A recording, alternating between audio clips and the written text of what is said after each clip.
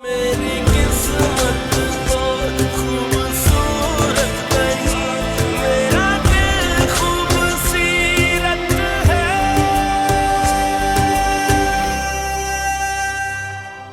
हौसला करो, शुक्र करो कि झूठे इंसान से तुम्हारी जान छूट गई। भाभी, लेकिन ये बताएं कि मेरी बेटी से अब कौन करेगा शादी, कौन करेगा?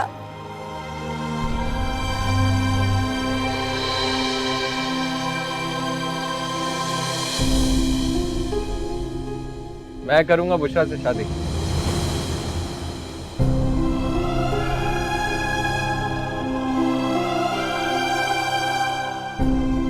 क्या? इनाम, ये तुम क्या कह रही हो? किसी को कोई एतराज? बेटा एतराज तो कोई नहीं है। तुम बताओ नौरीन, तुम्हें तो एतराज नहीं है?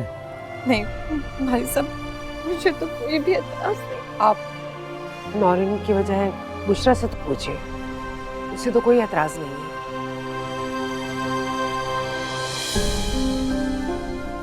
क्या कहूँ, मुझे कुछ समझ नहीं आ रहा। दिलकशा में ये सब कैसे हो गया, क्यों हुआ ये सब कुछ? परेशान मत हो, तुम्हारी मर्जी के खिलाफ कुछ नहीं होगा।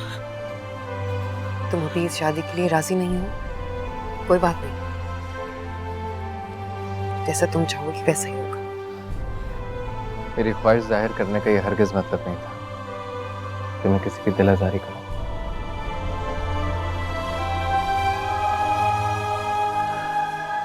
ये फैसला मैंने हालात देखकर किया है। भले इस घर की खुशियों किसी की नजर लग गई, लेकिन मेरे इस घर के बेटे होने के नाते मेरा फर्ज बनता है कि मैं इस घर की खुशियों को वापस लेकर आऊं। आज हम फिर जिंदगी के उसी मोड़ पे खड़े हैं मां, जिसे हम बहुत पहले पीछे छोड़ आए थे। आज फिर एक डोली उठते उठते रह गई। आज फिर एक बहन, एक बेटी, एक लड़की रुखसत ना हो सकी।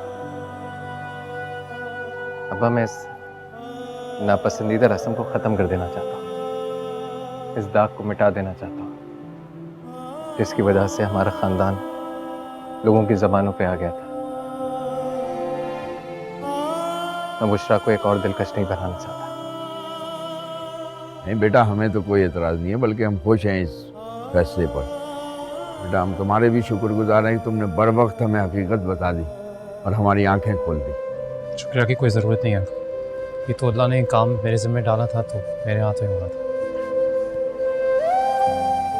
मेरे भाई ने जो फैसला लिया है वो बिल्कुल ठीक है।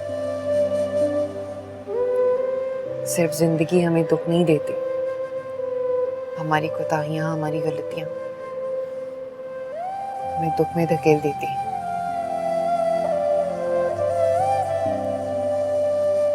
मैं जानती हूँ तुमने अपनी दुआओं में अफजल को मांगा है, लेकिन अल्लाह ने जो तुम्हें दिया है उससे बढ़ के इनाम है।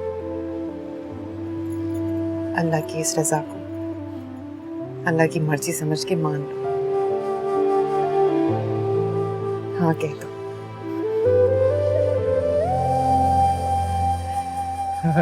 आइए मम्मी साहब, आइए आइए आप। हाँ हाँ, तुम जाओ।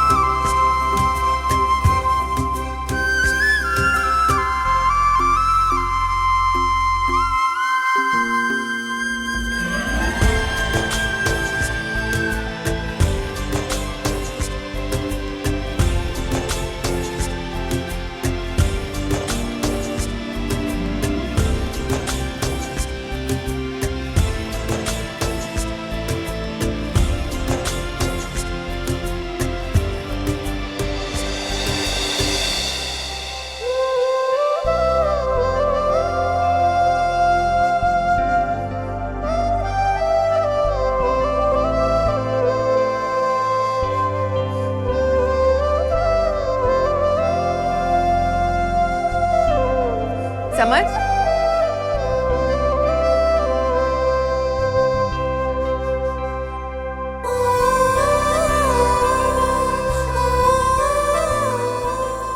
आपने बुशरा के लिए जो कुछ भी किया है वो मुझ पे बहुत बड़ा एहसान है, जिसका बदला मैं सारी जिंदगी नहीं चुका सकती, और आप इसका बदला मांगिएगा भी मत।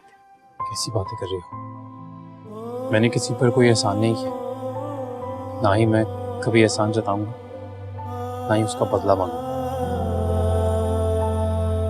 हाँ, पर एक बात है, अगर तुम आप मांगे चाहे ना मांगे, समझें चाहे ना समझें, लेकिन मैं आपकी बहुत शुक्रगुजार हूँ। मैं जानती हूँ आप क्या कहना चाहते हैं समर। अभी साथ चलने के लिए मत कहिएगा, मुझे अभी वक्त चाहिए।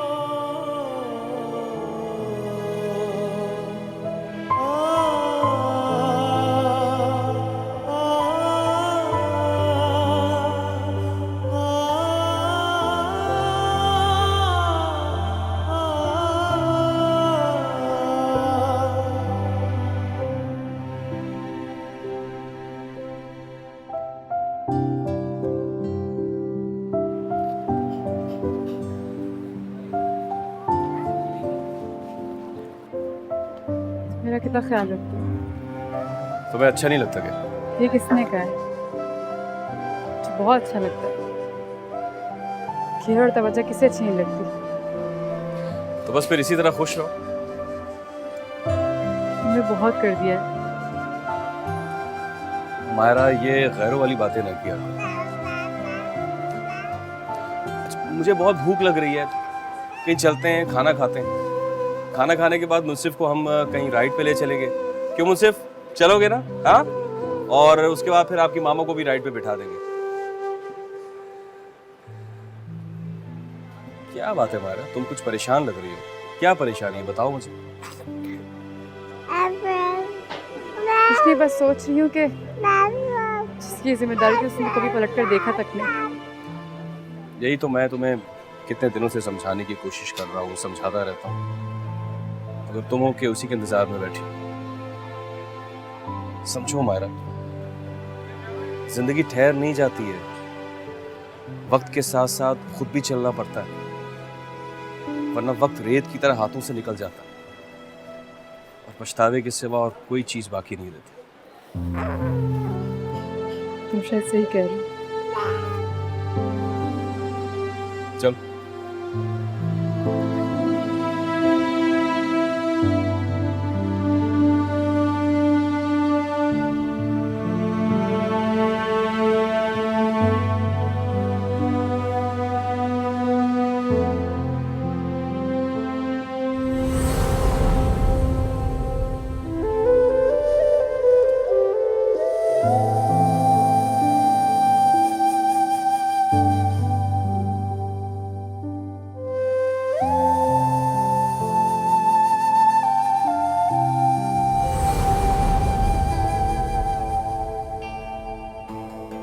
तुम्हें नहीं लगता कि इस वक्त दिलकश को सहारे की ज्यादा जरूरत है?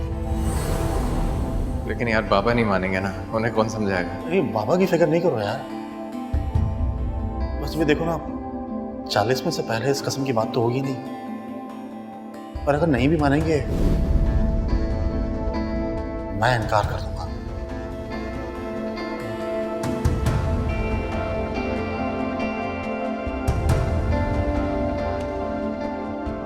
इनको तो पहचानते ही होगे ना तुम?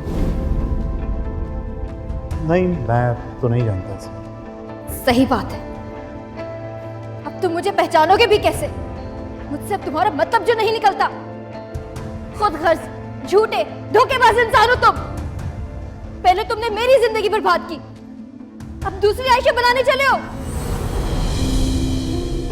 तुमने अपनी दुआओं में अफजल को मांगा, लेकिन अल्लाह ने जो तुम्हें दिया है उससे बढ़ के इनाम है। अल्लाह की इस रजा को अल्लाह की मर्जी समझ के मान लो।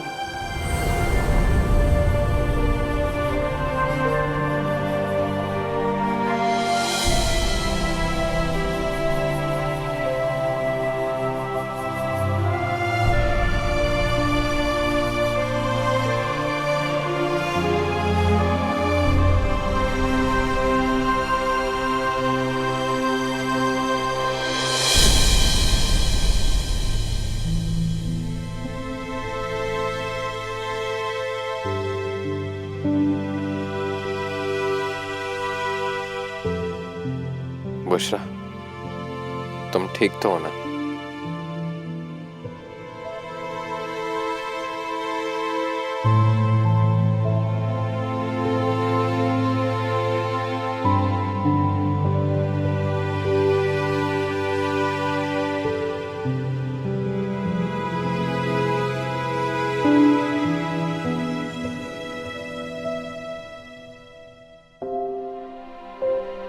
बुशरा, ये रिश्ता हमारी बाहिमी रजामंदी और बुजुर्गों की मर्जी से हुआ है।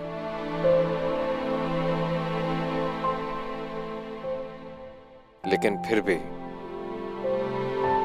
तुम्हारा शौहर होने के बावजूद मैं पहले ये चाहता हूं कि तुम्हारा बेहतरीन दोस्त साबित हो, और तुम्हें भी यही कहूंगा कि तुम मुझे अपना बेहतरीन दोस्त मानना। एक बीवी होने के नाते तुम्हारे तमाम तर अखराजात, फराइज, जो ये माशरा, जो कानून, जो दीन मुझ पे लागू करता है, मैं उसे निभाने के लिए तैयार हूं।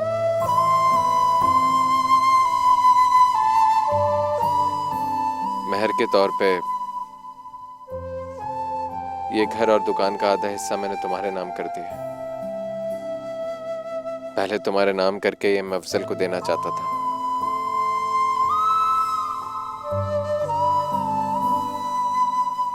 मैं इस सब के बदले तुमसे कुछ नहीं चाहता बुशरा, ना ही कोई हक चाहता हूं, ना ही मेरी कोई ख्वाहिश है।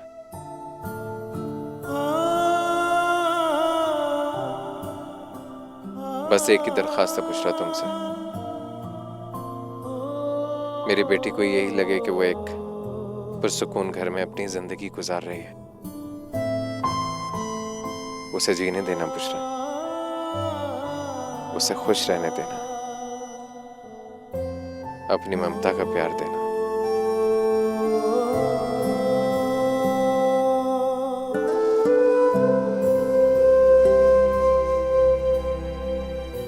तुम कुछ नहीं कहोगे? मैं क्या कहूँ, मैं तो खुद आपके एहसानमंद, लेकिन ये दुकान और घर में इनाम करके आपने मुझे तहफ़्फ़ुज़ तो दे दिया, लेकिन क्या ये मेरे लिए काफ़ी होगा? क्या चाहती हो तुम? एतबार चाहिए, एतमाद चाहिए, मोहब्बत चाहिए।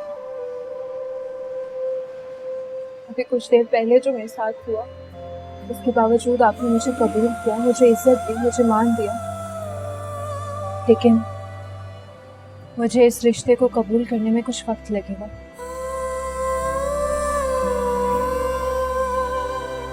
आप समझ रहे हैं ना?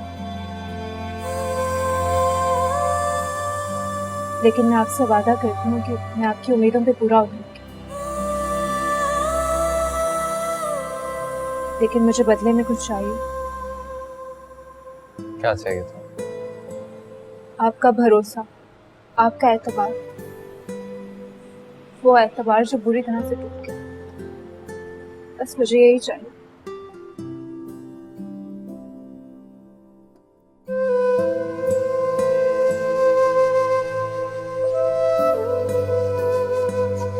बेफिक्र रहो।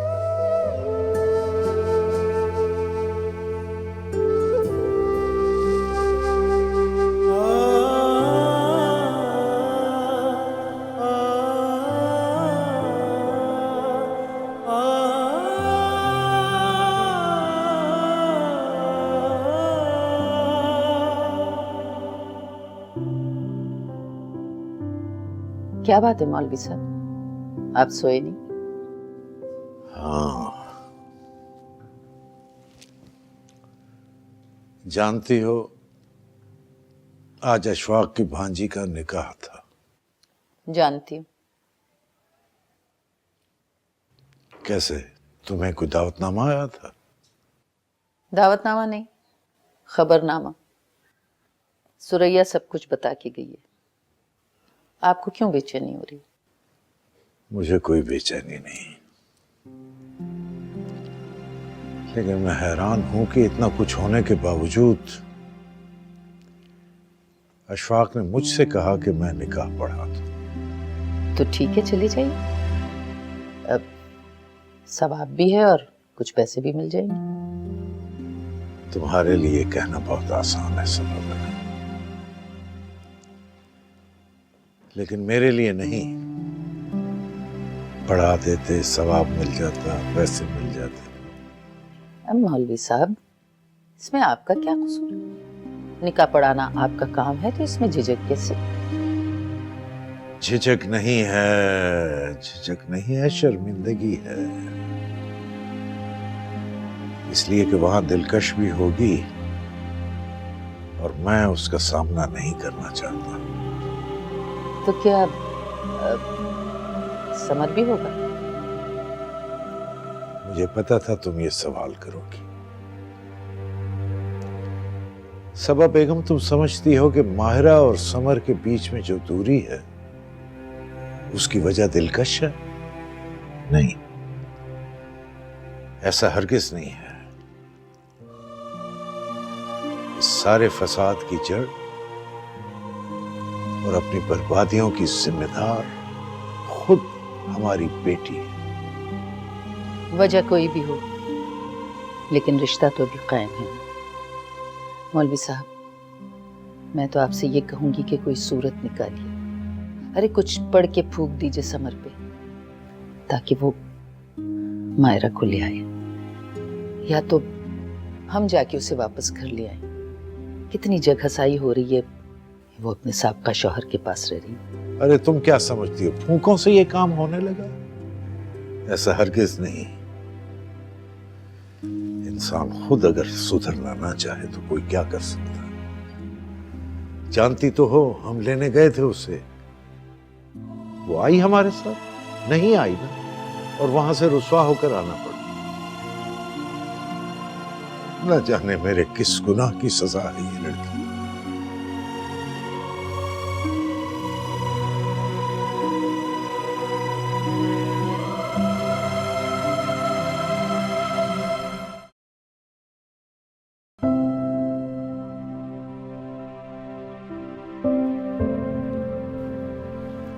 ये लीजिए चाय।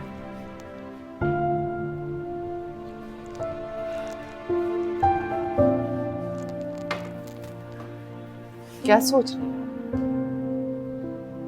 यही कि हमने जो कुछ सोचा होता है कभी कभी उससे कितना मुख्तलिफ होता है ना।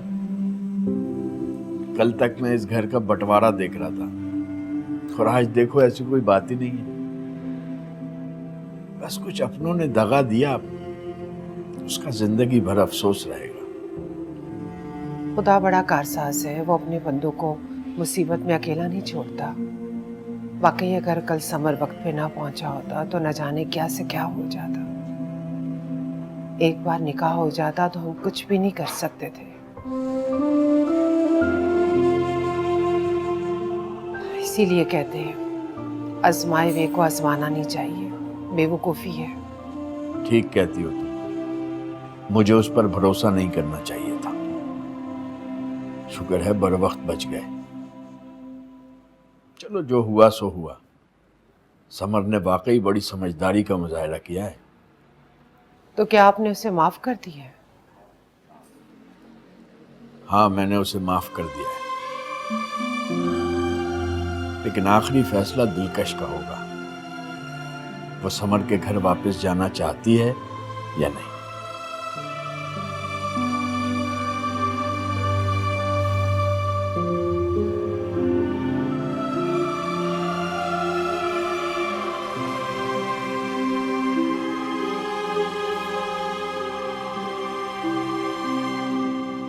स्माइल। अम्मी, पुप्पो, आप लोग भी आए ना, जल्दी से आ जाए। अरे क्या हो रहा है भाई? सब माशाल्लाह बड़े खुश दिखाई दे रहे हैं। अच्छा किया आप आ गए। अब्बा आप भी खड़े हो जाए, मैं आपकी तस्वीर भी बनाऊं। अरे नहीं नहीं, मेरी फोटो लेके क्या करोगी? लाओ मुझे दो, मैं बनाता हूँ सबकी फोटो। अरे अब्बा एक फोटो चले ना। कहा ना, तुम जाओ, मैं बनाऊंगा फोटो। जाओ। कहाँ से बनेगी? अब्बा ये बीच वाला बटन। अच्छा ये वाला। हाँ। चलो सब भाई खड़े हो जाएं। हाँ एक सेकंड अब्बा, एक सेकंड, मैं अभी आई। ये कहाँ चली गई? न जाने से अचानक क्यों क्या याद आ गया।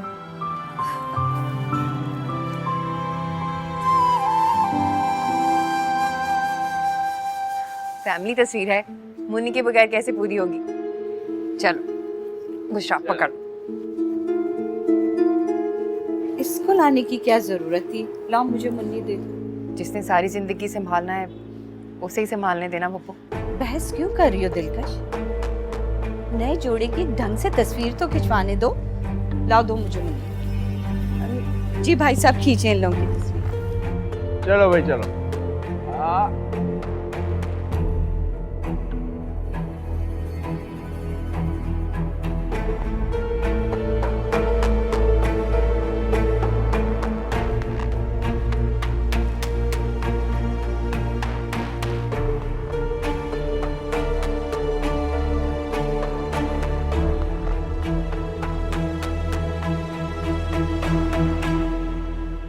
क्या हो गया अम्मी, क्या बात है?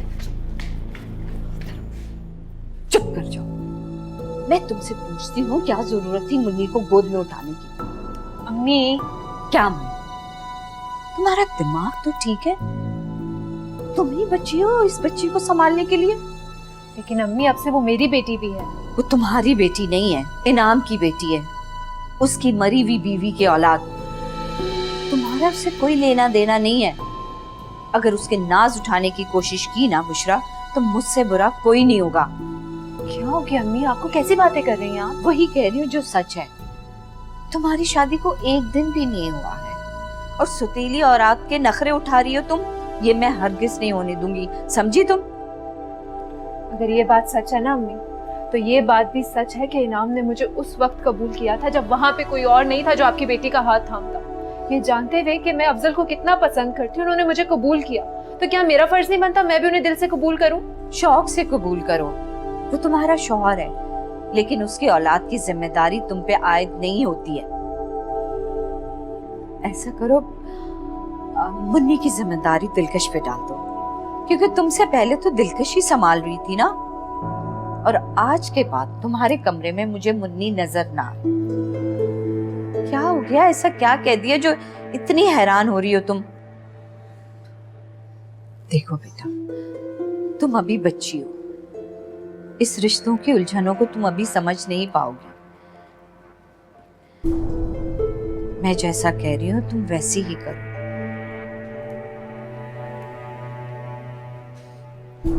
मैं तुम्हारी माँ हूँ, तुम्हारा बुरा कभी भी नहीं चाहूंगी। काश आप मेरी माँ ना होती।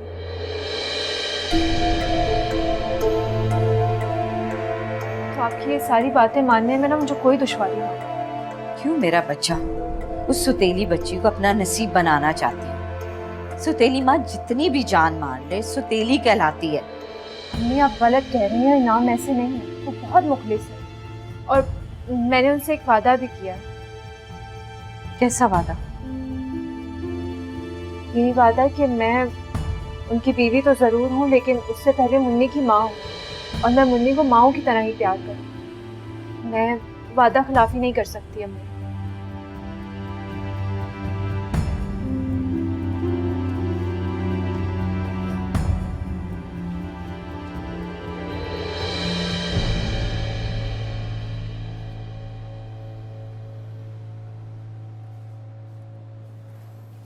दिलकश, देखा बाहर तुमने नौरीन का रवैया? क्या हुआ अम्मी, सब ठीक तो था? कुछ ठीक नहीं है, सब गलत हो रहा है। अम्मी आपको तो ना परेशान होने का मौका चाहिए। और नौरीन पुप्पो ने क्या गलत कहा? ठीक ही तो कहनी थी। अभी नए नए दुल्हा दुल्हन है, अपनी नई जिंदगी की शुरुआत करने जा रहे हैं। कुछ गलत तो नहीं कहा उन्होंने। हम हकीकत से नजरें नहीं चुरा सकते। सब अच्छा है, सब बच्चे की रट लगाए हुए, लेकिन आने वाले तूफान कभी टल नहीं सकता। आप जैसा सोच रही हैं ऐसा कुछ नहीं होगा। और रही बात मुन्नी की, तो वो मेरी जिम्मेदारी है, मेरी बेटी है, मैं माँ हूँ उसकी। तुम लाख उसकी जिम्मेदारी उठा दो, लेकिन उसकी सगी माँ तो नहीं हो। अम्मी इस तरह तो फिर बुशरा पे भी उसकी जिम्मेदारी आयद नहीं होती।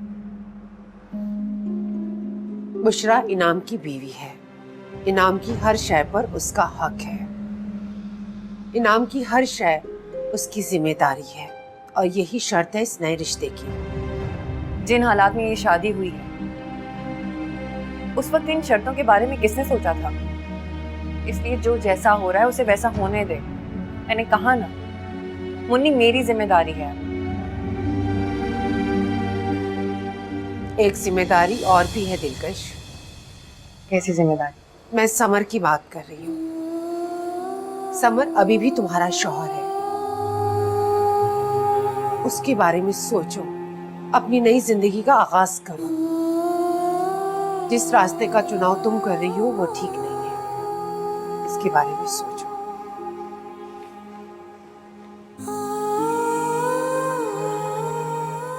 इतनी कोशिश के बावजूद भी तुम दिलकश के दिल में अपने लिए इस घर के लिए कोई नर्म गोशा नहीं पैदा कर सके। दिलकश को मनाओ बेटा, वो रिश्तों को निभाना जानती है। वो रिश्ता कैसे खत्म कर सकती है? वही तो बाबा, वो समझदार है, रिश्तों को समझती है। पता नहीं क्यों इतनी जिद क्यों कर रही है। उसका मतलब ये हुआ कि तुम दिलकश की बात मान लोगे या फैसला वक्त पे छोड़ दोगे? मैं अपनी पूरी कोशिश करूंगा बाबा, कुछ भी हो दिलकश को मनाऊंगा। अच्छी बात है बेटा, जब नीयत साफ हो ना तो मंजिल आसान हो ही जाती है। यही तो मसला है। मेरी एक ही मंजिल है और जो मेरी मंजिल है उसके लिए मैं एक पड़ाव की हैसियत रखती हूँ।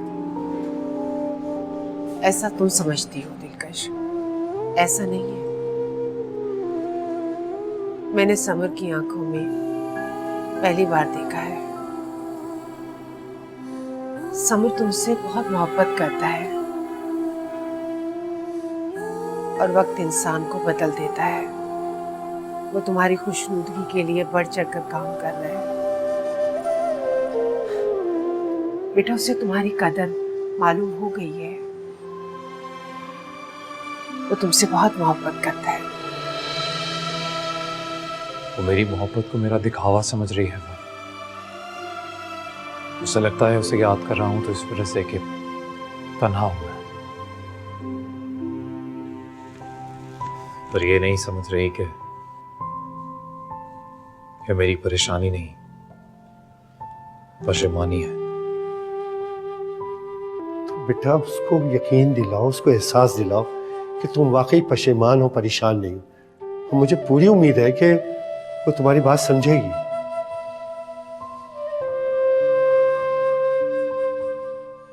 मैं आपको कैसे समझाऊं अम्मी?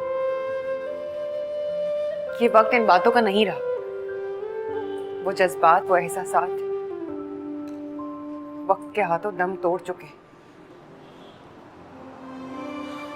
रिश्ता तो अभी भी है दिलकश।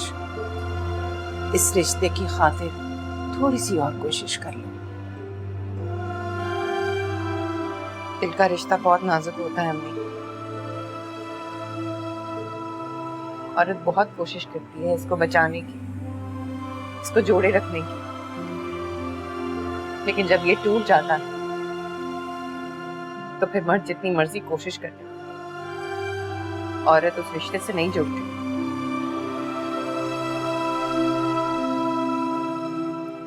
तुम्हारा और दिलकश का रिश्ता सिर्फ कागजों तक महदूद है बेटा। माहिरा और तुम्हारे रिश्ते की तरह जीता जागता सबूत नहीं है। काश के वो हादसा ना हुआ होता और दिलकश कभी मां बनने की खुशी से महरूम ना हुई होती। बीती बातें भूल जाओ बेटा, इसमें सिवाय दुख और तकलीफ के कुछ नहीं रहा।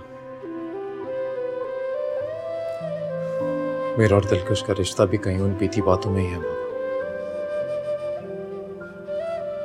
उन यादों को भूल गया तो मतलब हमारे रिश्ते को भूल गया।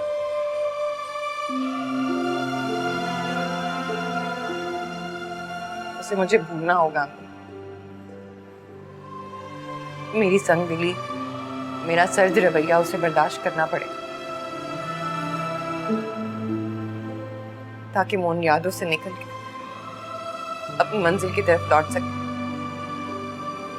सिर्फ और सिर्फ माहिरा का होके रहे।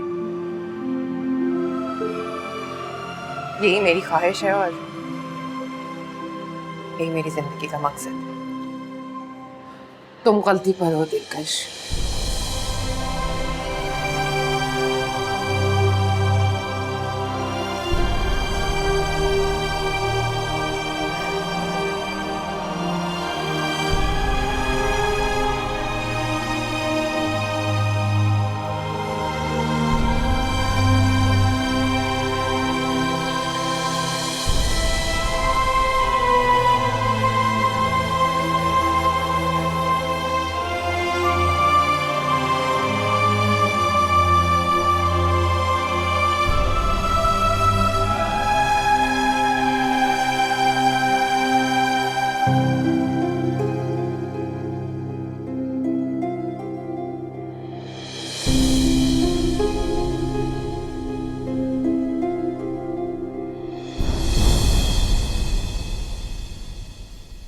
आप, अरे आपने क्यों तकलीफ की?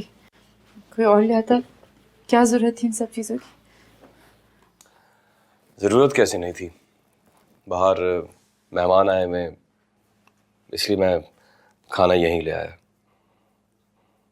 खाना खा लो, ठंडा हो रहा। मुझे अभी भूख नहीं है, भूख लगेगी तो खा लूंगी। आपने तकलीफ की उसका बहुत बहुत शुक्रिया। बाहर चले जाओ, सब आपको ढूंढ रहे होंगे। चले जाओ। अच्छा, वैसे मुझे इस घर के हिस्से में आके लगता ही नहीं कि ये मेरा घर है। Sorry, so sorry. एक बात कहूं, बुरा तो नहीं मानोगी? कुछ भी कह दे, जब इस घर में किसी की कोई भी बात बुरी नहीं लगती। देखो मारा, जो चीज तुम्हारी ना हो उसके लिए तड़पना बेकार। अब एक चीज जो तुम्हारे नसीब में है ही नहीं, वो तुम्हें कैसे मिलेगी? ये बात तुम्हें समझ में क्यों नहीं आती? फजल साहब, आप ये कह रहे हैं, समझ में तो आपको भी नहीं आती। देखो मायरा, मेरी बात और है, मुझे इन सब में शामिल ना करो तो ज्यादा बेहतर होगा। मैं सब तुम्हारी बात कर रहा हूं, तुम्हारी और समर की बात। तुमने लाख कोशिशें कर ली, मुझसे तलाक तक ले ली अपने उस आशिक के पास जाने के लिए, लेकिन हुआ क्या? आज भी तुम वहीं खड़ी हुई हो जहां से तुमने शुरुआत की थी।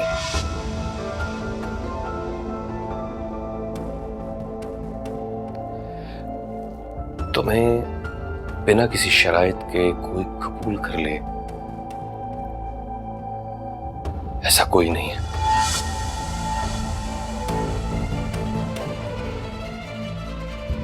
सिवाय मेरे।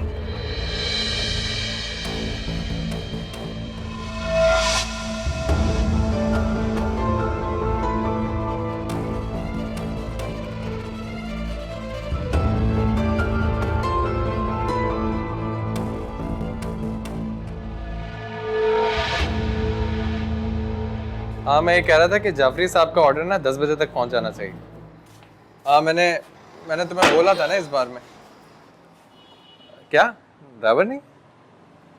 चलो कोई बात नहीं, मैं आता हूँ खुद ही। ओके।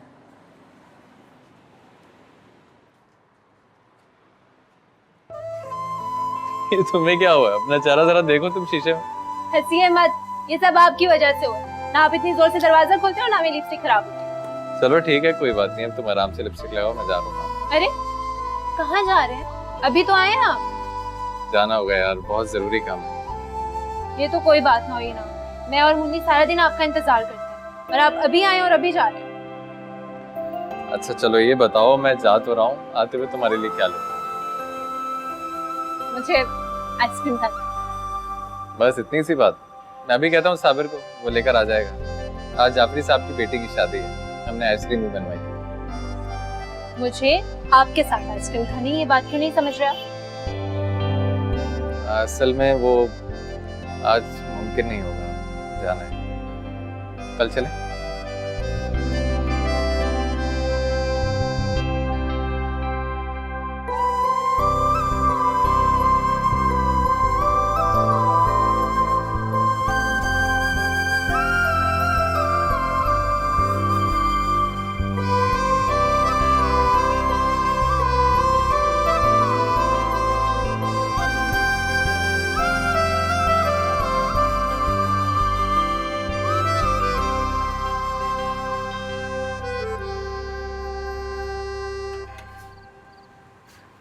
तुम अभी तक जाग रही हो दिलकश? हाँ पप्पो, वो शाम को मेरी आंख लग गई थी, अभी उठी हूँ तो मैंने सोचा मुन्नी के लिए दूध बना दूँ। उसने शाम से कुछ नहीं खाया। वैसे तुमने ये बहुत अच्छा किया। क्या पप्पो? ये कि तुमने मुन्नी की जिम्मेदारी संभाल ली है। अब देखो ना, बुशरा नन्ही सी जान है, वो अपने को संभाल ले यही गनीमत है। फिर शौहर की जिम्मेदारी, फिर उस पे उसकी साबका बीवी की निशानी, क्या क्या करे बुशरा और किस किस का ख्याल करे। हाँ मैं समझ सकती हूँ, आप फिक्र ना करें, मैं सब संभाल लूँ। मैं तुम्हें कह रही हूँ दिलकश कि तुम इनाम और बुशरा से ना मुन्नी को ले लो। उनका क्या है, इंशाल्लाह उनके बच्चे हो जाएंगे, लेकिन तुम्हें तो अपना जीने का सहारा मिल जाएगा ना मुन्नी की सूरत में।